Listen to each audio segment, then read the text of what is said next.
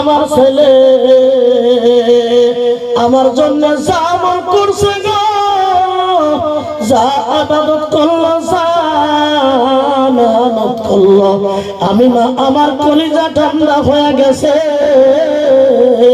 আমার ছেলে যদি কোনোদিন তোমার কাছে কোনো বস্তুর জন্য দুইটা হাত বাড়ায় গো আল্লাহ, আমার ছেলের হাত তুমি খালি ফিরাইও না।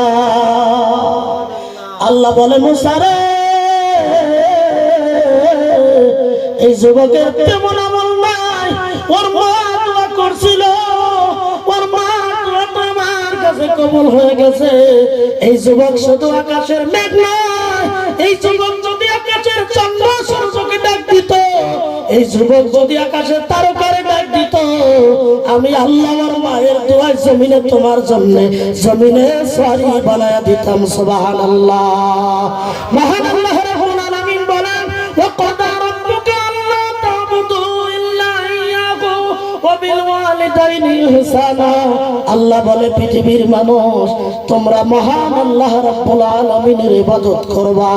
আল্লাহ রাব্বুল আলামিন বলেন, ও ক্বাদা, ক্বাদা মানে উপদেশ, ক্বাদা মানে একটা নোটিশ, ক্বাদা মানে একটা চিঠি, বিশেষ একটা চিঠি।